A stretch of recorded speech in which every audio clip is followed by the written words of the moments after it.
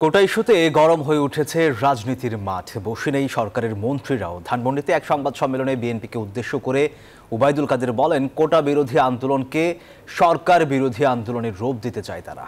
BNP নেতা আমির খসরু মাহমুদ চৌধুরী বলেছেন, কোটা সংস্কার আন্দোলনের মাধ্যমে ভবিষ্যতের বাংলাদেশ তৈরি হবে।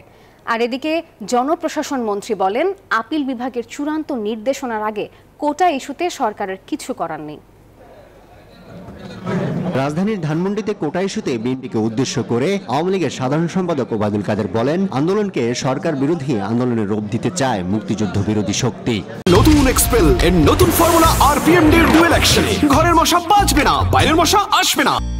দেশের সর্বোচ্চ আদালত যখন সরকার পক্ষ, আন্দোলনকারী প্রতিনিধি, মূল মামলা দায়েরকারী পক্ষ সহ সকলের বক্তব্য শুনে এই বিষয়ে চূড়ান্ত নিষ্পত্তি বিচারিক প্রক্রিয়া অব্যাহত রেখেছে, ঠিক সেই মুহূর্তে আন্দোলনের নামে জনগণের চলাফেরা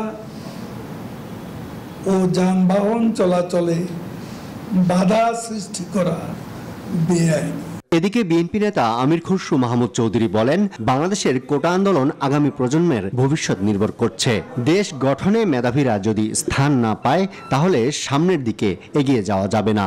আমরা যারা গণতন্ত্রে বিশ্বাসী, বাংলাদেশের স্বাধীনতা যুদ্ধের যে বিষয়গুলো ছিল, যার ভিত্তিতে বাংলাদেশের স্বাধীনতা, যার ভিত্তিতে বাংলাদেশ দেশ যে স্বাধীনতা যুদ্ধের সমস্ত দেশের মানুষ ত্যাগ স্বীকার করেছে, সেগুলো বাস্তবায়নের ব্যাপার।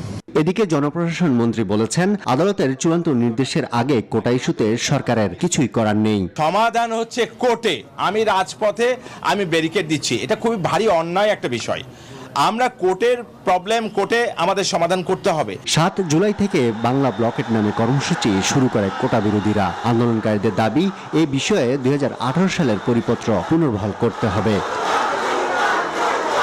আরিফুল ইসলাম, নিউজ 24, ঢাকা।